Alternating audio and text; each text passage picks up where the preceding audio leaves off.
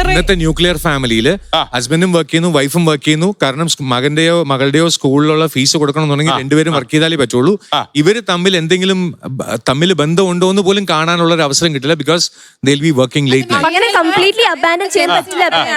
Sir നമ്മളിങ്ങനെ മക്കളെ ദാണ്ടേ അമ്മ അച്ഛനെ സ്നേഹിക്കുന്ന ഇങ്ങനെയാണ് എന്ന് കാണിക്കണ്ട. ആർട്ടിഫിഷ്യലായിട്ട് കാണിക്കാനല്ല.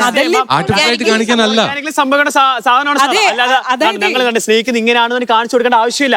അല്ല, ഇപ്പോഴത്തെ കുട്ടികൾ അതാണ് ഇപ്പൊ എക്സ്പെക്ട് ചെയ്യുന്നത്. പണ്ടത്തെ കാലഘട്ടത്തിലെ കാര്യം പറയാം സാർ. നമ്മളിപ്പോ നമ്മള് സ്കൂളിൽ ഒരു പറയണോ പൊക്കിന്ന് വെച്ചോ, അങ്ങനെയാണെങ്കിൽ ട്യൂഷൻ സെന്റർ മാറ്റും, സ്കൂൾ മാറ്റും, വേണമെങ്കിൽ ലൊക്കാലിറ്റി മാറാൻ വേണ്ടി താല്പര്യം ആൾക്കാരാണ് ഈ കേരളത്തിൽ മിക്ക ആൾക്കാരും, മിക്ക ഫാമിലീസിലുള്ള ആൾക്കാരും. അവരാണ് ഈ ജനറേഷനോട് പറയുന്നത് നിങ്ങൾ പ്രണയിക്കുന്നത് ഈ രീതിയിലായിരിക്കണമെന്ന്. നിങ്ങൾ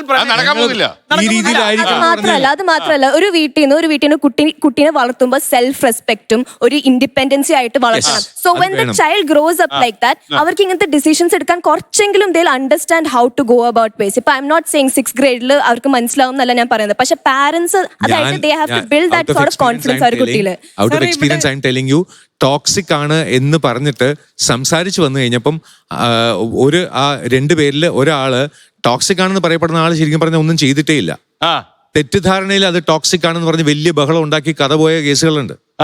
അപ്പൊ അതുകൊണ്ടാണ് ഞാൻ നേരത്തെ പറഞ്ഞത് സെൽഫ് ലവ് എന്ന് പറഞ്ഞത് അത് അഹങ്കാരമായിട്ട് വേറെ ലെവലിൽ ഞാൻ എന്തോ ആണ്, ഞാൻ പറയണ അനുസരിച്ച് ഇവൻ ഇങ്ങനെ ചെയ്യണം എന്ന് പറയരുത് എന്നാണ് ഞാൻ പറയുന്നത്. ആ സെൽഫ് ലവില് ഞാൻ എന്തോ ആയി തീർന്നു. ഇപ്പൊ പല ആൾക്കാരും ഞാൻ കാണുന്ന എന്റെ ഫീൽഡിൽ തന്നെ 20-30 വർഷം വർക്ക് ചെയ്ത ആൾക്കാർക്ക് വിലയൊന്നുമില്ല. ഇന്നലെ വന്നവർക്ക് ഞാൻ എന്തോ വലിയതായി എന്നുള്ള തോന്നൽ വന്നു കഴിഞ്ഞാൽ അത് തെറ്റാണ്. അത് ആറ്റിറ്റ്യൂഡാണ് എന്ന് പറയുന്നത് അഹങ്കാരമാണെന്ന് ഞങ്ങൾ പറയും. സർ, ഇപ്പൊ കൂടുതൽ വർഷം വർക്ക് ചെയ്തു എന്ന് കരുതി ഇപ്പൊ you don't become better than someone who started yesterday. ഞാൻ അങ്ങനെയല്ല പറഞ്ഞത്. ഞാനത് സ്പെസിഫിക് ആയിട്ട് പേരെടുത്ത് പറയാത്തത് അവരെ ഹേർട്ട് ചെയ്ത് അവരുടെ അടുത്തുള്ളൊരു കെയർ കൊണ്ട് പറയാണ് ഹേർട്ട് അവരെന്ന് പറഞ്ഞിട്ട്.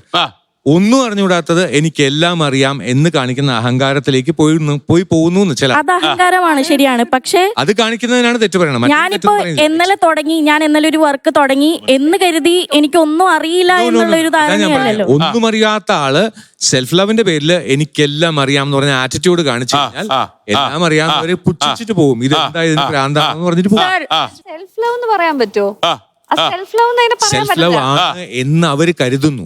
അങ്ങനെ അവര് കരുതുവാണെങ്കിൽ അത് സെൽഫ് ലവ് അല്ലല്ലോ. അല്ല, എന്നിട്ട് അവര് നാട്ടുകാരോട് പറയുന്നത് ഒരു ചെറിയൊരു സോഷ്യൽ എക്സ്പെരിമെന്റ് നടത്തി ബാംഗ്ലൂരില്. അവിടെ ഒരു ആണ് ഒരു പെണ്ണിനെ തല്ലി. അപ്പൊ എല്ലാരും കൂടി ആണിനെ തല്ലി. കാരണം ഒരു പെണ്ണിനെ ഇവൻ തല്ലി എന്ന് പറഞ്ഞാൽ അവനെ അടിച്ചു. അടുത്ത ജംഗ്ഷനിൽ പോയി ഈ പെണ്ണ് ആണിനെ തല്ലി. എല്ലാവരും ഒന്ന് ആണിനെ തല്ലി. ബിക്കോസ് ഒരു പെണ്ണ് നിന്നെ തല്ലിന്നുണ്ടെങ്കിൽ നീ തെറ്റ് ചെയ്തിട്ടുണ്ടാവും. ഇതാണ് നമ്മുടെ സൊസൈറ്റി. ഇതുപോലെ ഞാൻ ഇതാണ് എക്സ്പെക്ട് ചെയ്യുന്നത്, അത് ചെയ്തില്ല, അവൻ ടോക്സിക് എന്ന് പറയുന്നതിന് മുന്നേ ആ രണ്ടുപേരെയും ഇരുത്തി സംസാരിക്കാനുള്ള മനസ്ഥിതി കാണിക്കണം. അത് B it A councillor, B it parents. ഇക്കാലത്ത് പ്രണയത്തിന് ഒരു ജഡ്ജിങ് പോയിന്റ് വേണ്ടിയിരിക്കുന്നു. പണ്ടത്തെ കാലത്ത് അത് വീട്ടിൽ ആ പേടി ഉണ്ടായിരുന്നു. ഒരു 6ാം ക്ലാസ്സിലുള്ള കുട്ടിക്ക് ഫീലിങ്സ് ഉണ്ട്, അത് ഇല്ലാന്ന് ഒരിക്കലും നമുക്ക് പറയാൻ പറ്റില്ല. അത് ചിലപ്പോൾ ചെറുതാവാം, വലുതാവാം, റോങ് ആവാം. പക്ഷെ അത് കുട്ടിക്ക് വാലിഡ് ഫീലിംഗ് ആണ്. ഇപ്പൊ ഒരു 6ാം ക്ലാസ്സിൽ പഠിക്കുന്ന ഒരു കുട്ടിയുടെ ഫീലിംഗ് ആയിരിക്കില്ല 18 വയസ്സുള്ള കുട്ടിക്ക്. പക്ഷെ എന്തുകൊണ്ടും അത് വാലിഡ് ആണ്. ആ പ്രായത്തിൽ ആ കുട്ടിക്ക് അത് വലുതാണ്.